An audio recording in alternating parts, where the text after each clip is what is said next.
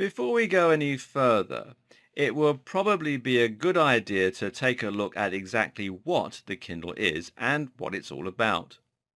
To that end, Kindle began life as a hardware device from Amazon, although it's grown beyond that now. The Kindle name was originally the brainchild of branding consultants Michael Cronan and Karen Hibner, while the device itself came from Amazon's Lab 126. The first device was released in 2007 and looked quite different to the ones we know today. Nevertheless, the original Kindle still set the tone for what we have come to expect from these devices. The main innovation with the Kindle is the e-ink display. This means that the display actually uses real ink, which is arranged on the screen as pixels, just in the same way that regular screens use pixels made of light. This gives the device a number of unique advantages above and beyond more traditional e-readers. For starters, e-ink displays are matte and non-reflective. This means they can be read in direct sunlight without any glare or eye strain. In terms of the way reading a Kindle feels, it's actually very similar to reading a real paper book. Another big advantage of the e-ink display is that it doesn't require any energy to keep it on. Once the page has loaded, the ink remains in place with no further power. This means Kindles can last weeks between charges and that an image can even be displayed when the screen is off. This made the Kindle a huge hit over other e-book readers at the time, which could be uncomfortable to read and would regularly need charging.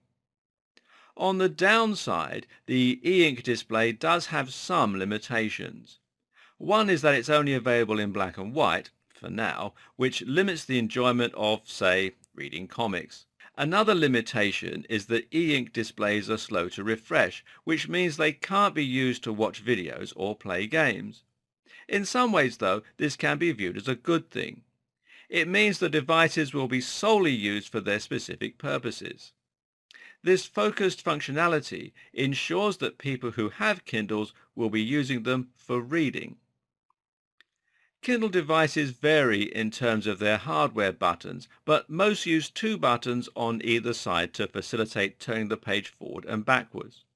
Each side has both buttons to allow for one-handed reading, and a D-pad with the selection button in the center is used for selecting menu items and browsing the store, while later models feature a touchscreen for keyboard input and navigation.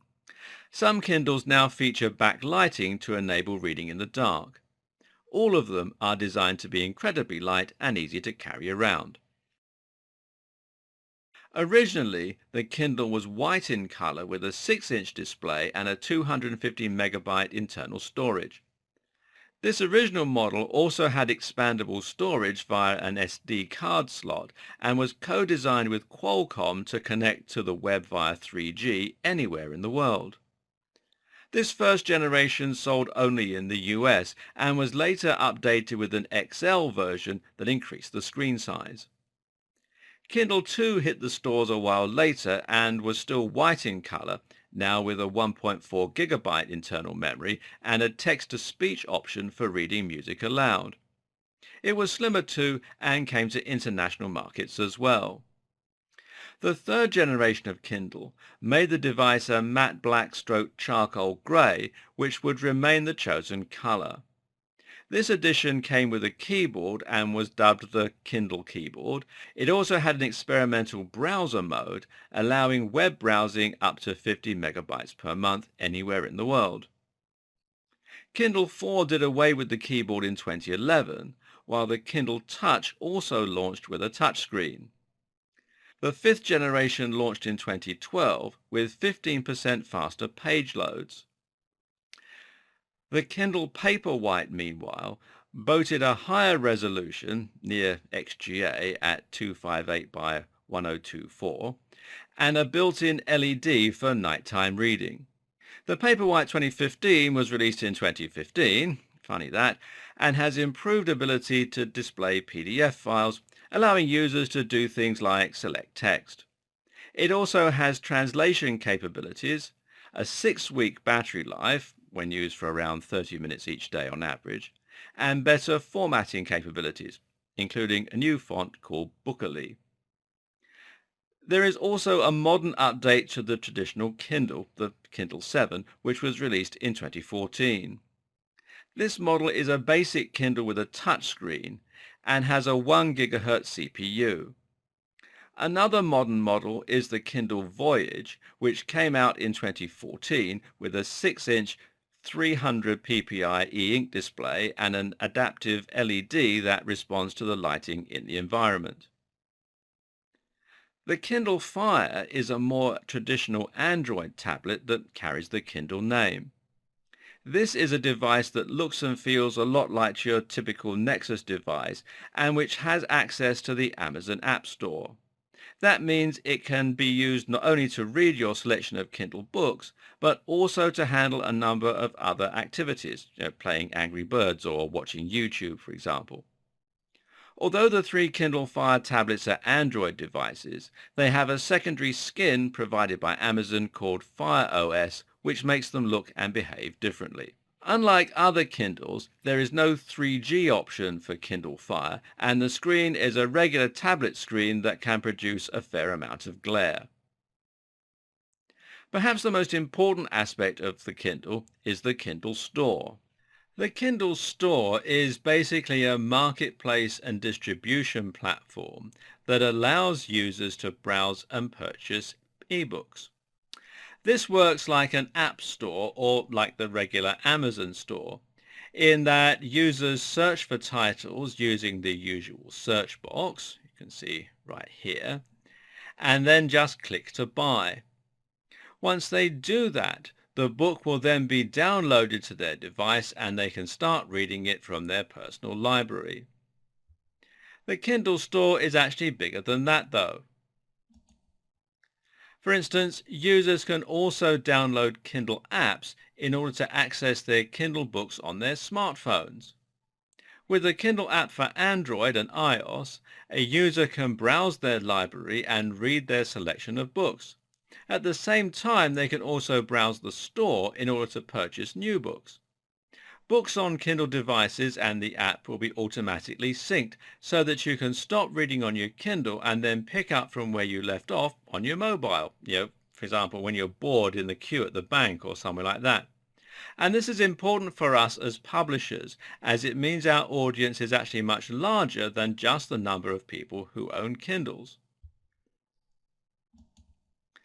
Likewise, it's also possible to buy Kindle books through Amazon.com. This way, the users elect to buy either the physical or the digital version. As you can see here, you can get either the hardcover or you can get the Kindle edition, and they've got different pricing as well. The Kindle edition is always somewhat cheaper. And subsequently, the file will be downloaded to the Kindle or they'll be delivered the hard copy. Now, books sold on the Kindle Store are available in EPUB format, and this format allows for certain additional features such as interactive menus, and it helps to keep your books protected. As on Amazon and most app stores, it's possible for users to leave reviews about the books, which can encourage or deter other users from making a purchase.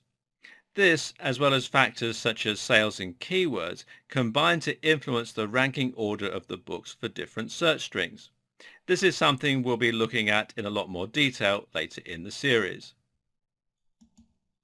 The Kindle Store has recently introduced a number of initiatives. These include a subscription service called Kindle Unlimited and a rental system that allows users to borrow books. We'll look at what both these mean and whether you should opt in or opt out later on. For us, the biggest appeal of the Kindle Store is that it's a ready-made distribution platform. If you can get a book to be featured prominently in this platform, then you can guarantee it will be seen daily by hundreds or thousands of people. People can then order the books without you having to lift a finger, and they'll be buying with one click without you having to gain their trust first or manage the transaction. In this way, a distribution platform becomes a route to market, and it makes the whole process of selling considerably easier. Now you don't need to worry about reaching your buyers, gaining their trust, or any of those other things. It's like getting a product onto the shelf of a massive store, and it's one of the gigantic advantages of being a Kindle publisher.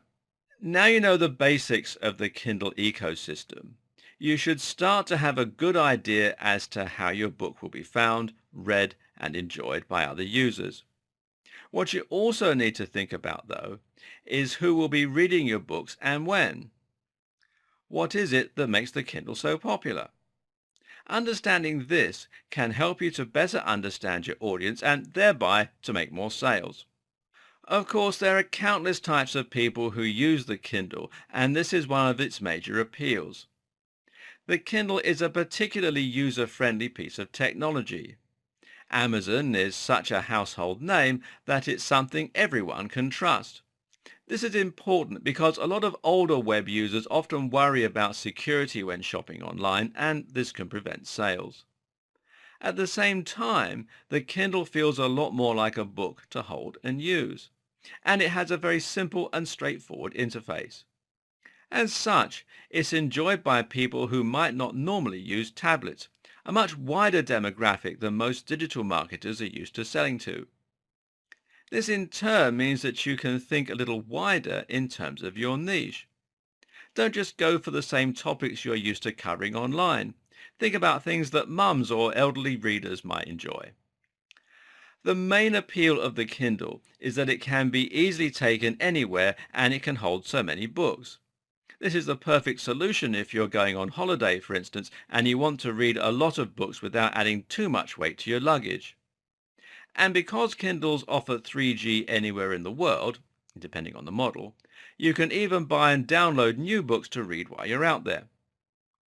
Holidaymakers and travelers then are two of the biggest groups to read on Kindle, and many people will dust off their devices when they're about to go on holiday. Think about this when choosing what type of books to write. If it's something people would typically enjoy on a holiday, like a travel guide, then you might be onto a winner. Likewise, a lot of commuters will read Kindles as a way to entertain themselves on the train or subway or bus. This again opens up another large audience for your books, the professional. Think about the kinds of things that city workers might like to read and the kinds of things they're specifically going to be in the mood to read on the way to work.